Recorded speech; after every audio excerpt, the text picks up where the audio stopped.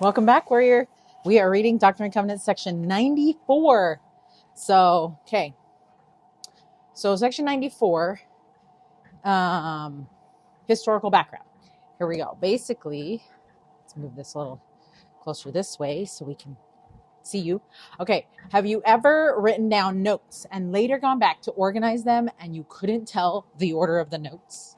That's totally me, right? Have you ever written in a journal or had thoughts about a specific time period, but you weren't exactly sure what the order of the events was? This is what happened with Doctrine and Covenants section 94.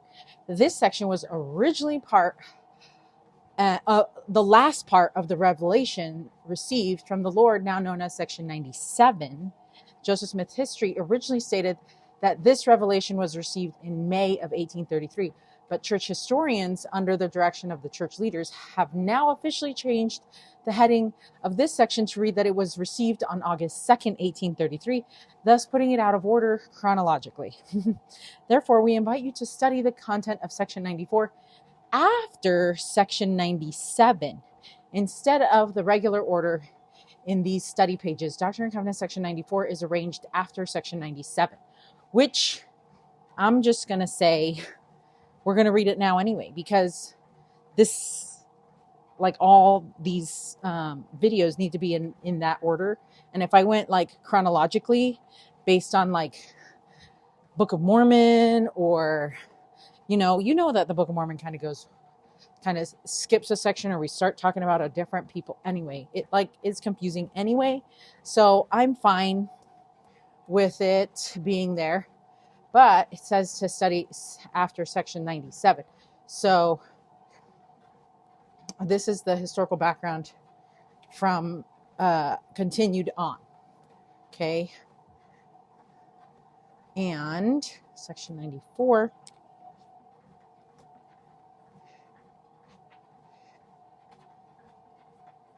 So this says, revelation given through Joseph Smith the prophet at Kirtland, Ohio, August 2nd, 1833. Hiram Smith, Reynolds Cahoon, and Jared Carter are appointed as a church building committee. Okay, so it might seem like it's out of order because it really is. But we're going to cover it anyway, and then if we need to do more later. I'm kind of like, yes, I love going in chronological order, but I'm kind of the person that's like, I want to do it in the order that the scriptures are written in, because then I'm just going to get confused with my ADHD, like having to bounce back and forth, like from chapters to different chapters. And it's like, if we start doing that now, then it's just going to get messed up in my mind. So I'll just read it now. And if it doesn't make sense, it's fine. And then later it can make sense, and that's also fine. Okay. Oh, it just got like weird, sunny, and then dark. Okay. So, verse 1. And again, verily I say unto you, my friends, a commandment I give unto you, that ye shall commence a work of laying out and preparing a beginning and foundation of the city of the sake of Zion, here in the land of Kirtland, beginning at my house. And behold, it must be done according to the pattern which I have given you. Okay, so patterns of revelation. This revelation has the corrected date, of course, which means that of August 2nd, 1833. And section 97 was telling saints in Missouri to build a temple. And that's kind of what I understood from like the scripture when I was reading it before. It says the saints in Kirtland had already been commanded to build a temple, and the temple had been underway since June of that year. So now the Lord will give further instruction concerning other buildings he would have the saints build in Kirtland. Okay, so all this must be done according to his pattern, right? It has to be done in the way the Lord's commands, because the Lord can see things that we can't. And so even though sometimes he tells us to do things in like a backwards order, or like just do it, it'll seem dumb, but in the end, it will be worth it. For example, I'm currently taking this course to create like landing pages and things so that I can continue to help women who have experienced betrayal trauma to accelerate their healing through the use of their God-given gifts. Now, that is like the longest one-liner probably that you've ever heard, but that's the idea. Now, either it resonated with you or it did not, but the course that I'm going through, I have like that whole line, right? And like all the coaches who are supposed to be coaching me in this because they have like the admin coaches and then there's like the main coach. Anyway, like they're all like, that's so vague. And I'm like, it's not very vague at all, actually. Makes complete sense to me. But then they're like, well, through what are you going to help them? And I was like, well, through how are they going to heal? And I'm like, oh yeah, through the use of their God-given gifts. And they're like, well, what, like how? And I'm like, well, they have to, I'm like, everybody has different God-given gifts. Like, I don't know. One person's going to use their gift to heal in one way, and another person's going to use their gift and it's going to help them heal. And those gifts are going to be two different things, but they're going to heal. Like, and it's just really like one of those things where I'm like, I don't know that I'm going to be able to explain this to these women because this is not a Christian type of setting, where they would understand what I'm talking about. Like some of the people are like, oh, through mystical things. And I'm like, okay, that's not me. And then there's another one, there's lots of other people who I can see what they do and it's very clear cut. But my crush framework is like a step-by-step thing that will gradually help you understand, like connect with Christ. Then you remember who you are. Then you uncover those gifts, experiences, talents. And then you sharpen the sword. Then you're going to hasten and heed the Lord's promptings to use those gifts in a way that will bless not only those around you, but especially you, right? And so, but it's only tailored to specifically each of those, like each woman, it's like tailored to each sister like that, like, right? And so there's no way that there's like this one thing, right? And anyway, so it gets complicated. And so, yeah, like, and it's crazy because that's the pattern the Lord gave me to help women. And it's the pattern that I discovered as I was healing. And so that's why I want to share it, right? And he helped me see this pattern because this is how I was. And so I know that there's people out there like me because I've seen it in a few clients that I've had and also in other warrior sisters that I know. And so anyway, I know that the system works. I just don't have like the words, I guess, that they want me to say. And so I'm like, I don't know. It's like, I'm going to help you heal with Christ through using your gifts. Like there's no other way to describe it. And they're like, yeah, but like Christ, like, what does that mean? And I'm like, you don't know what it means. And I have specific, and then they're like, okay, well, give us your lead magnet page, what you would put on that page. And so of course I'm like, oh, well, that's easy. I have lots of different lead magnets available to me because there's lots of different ways. Anyway, it's just like so funny that the world is going to see the Lord's patterns in a different way than the way that his pattern is, because his pattern is, he knows things that we don't know. And so of course that's okay. And that's what we want. We want to be able, that's why we can accelerate our rate of healing, for example, because we're using his pattern and not our own. Okay.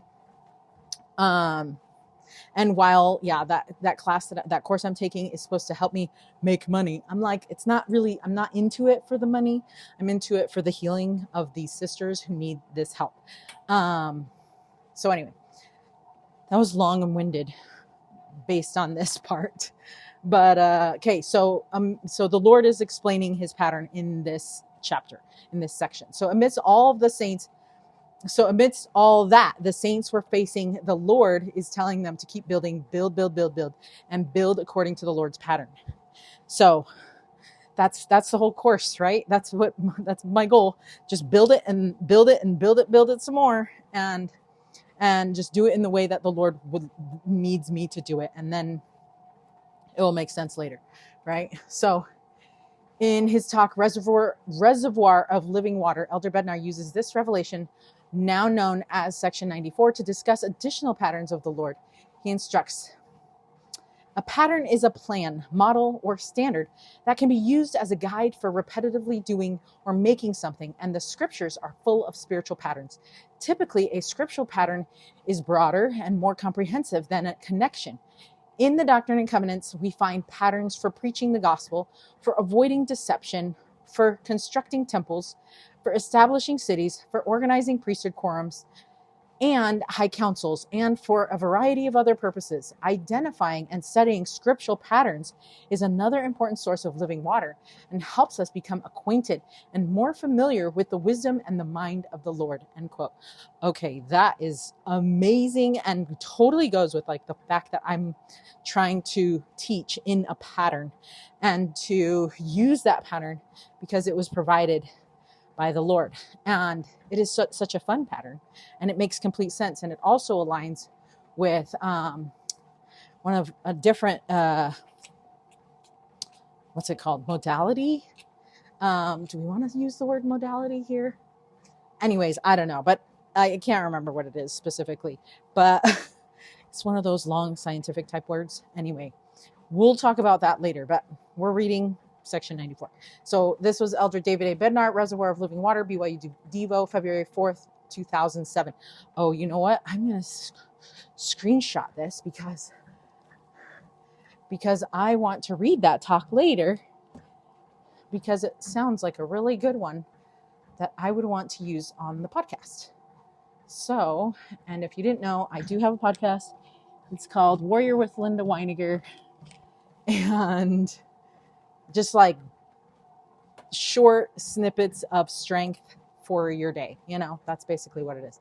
Okay, verse 3. And let the first lot on the south be consecrated unto me for the building of a house for the presidency, for the work of the presidency in obtaining revelations, and for the work of the ministry of the presidency in all things pertaining to the church and kingdom.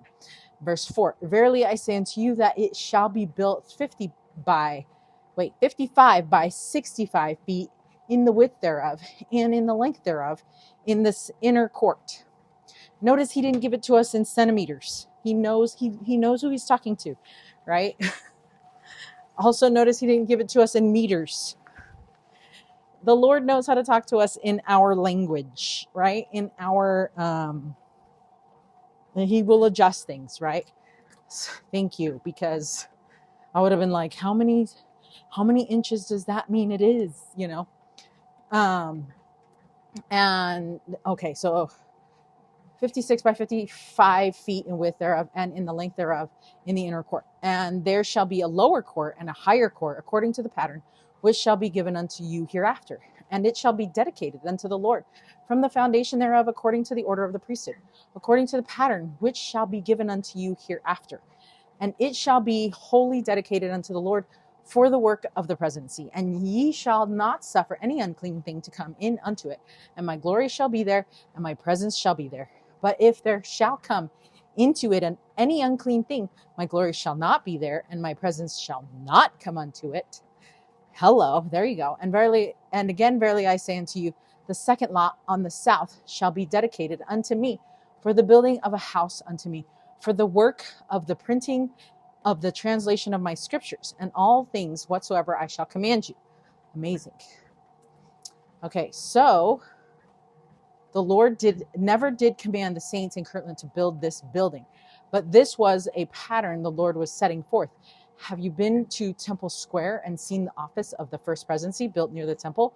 There is also a church printing center that today is 185,000 square feet, nearly 4 football fields in size. Imagine how these early saints would have felt knowing that the future of the church would include such massive print center. Holy, I didn't know that their print center was that big. That's fun facts. So the Lord specifically instructed the saints not to build these 2 buildings until he tells them to. So that's good. That's in verse 16. But meanwhile, the Kirtland saints built a small building at first. In that building was a school, the offices for the First Presidency, and it was also for the press. Okay. So verse 10, and it shall be 50. Oh, sorry. So verse 10, we ended on dedicated, and also ever. It shall command. Okay. And it shall be 55 by 65 feet in the width thereof, and the length thereof in the inner court. And there shall be a lower and a higher court. And this house shall be wholly dedicated unto the Lord from the foundation thereof, for the work of the printing in all things whatsoever I shall command you, to be wholly undefiled according to the pattern in all things, as it shall be given unto you. And on the third lot shall my servant Hiram Smith receive his inheritance. And on the first and second lots on the north shall my servants Reynolds Cahoon and Jared Carter receive their inheritances, that they may do the work which I have appointed unto them, to be a committee to build mine houses according to the commandment which I, the Lord God, have given unto you. These 2 houses are not to be built until I give unto you a commandment concerning them, and now I give unto you no more at this time. Amen. Okay, so that's awesome. That he's just kind of giving him a glimpse of like what he sees is going to be happening. But he doesn't tell them to finish, that he tells them he doesn't need it yet. So that's kind of cool. Okay. And then we're going to read it, live it. Okay. Okay, loving this theme about the pattern. Okay, the houses of the Lord were to be built according to the pattern that was given. This is true of our lives as well. Here. Live according to the pattern. And sometimes people give patterns like a bad rap, but if something works and it's tried and true, then that's when people are like, yeah, let's do it. But sometimes because the Lord's work is not something that a bunch of people do, it's less popular. It doesn't seem, sorry, I heard like AOL logging on, and apparently it was not AOL. It was just like our lawn, like the blower. Anyway, so that is what I find fascinating, because it's like, yeah, we're willing to do all the things that all the popular peeps do that's tried and true. But when the Lord tells us something, we're like, oh, I don't know. Should I really do that? But what happens if, and then we all have all these questions, right? Like there's not a gajillion TikTok videos about the thing that we want to do in the Lord's way, but there's like billions and trillions of TikTok videos about the popular way to do something. And so it's like, well, because there's only like 2 videos of one person doing stuff, then like there's not really a ton of reviews out there, for the thing that the Lord is asking of us to do in a specific way. But if we do that and we stick to the pattern, it works, right? And then we feel that joy. And it's like, why does the Lord want us to keep doing this? Why is he keep telling us this is the same pattern? Like you do not need, like it's been tried and true. And it's like, no, but we're going to try this over here and we're going to try this over here. And then later, maybe we'll come back to it if it doesn't work out, right? Like that's not the way we need to do things. Let's just trust the Lord. Okay. Anyway, I felt like talking a lot today. So until section 95, stay strong, warrior.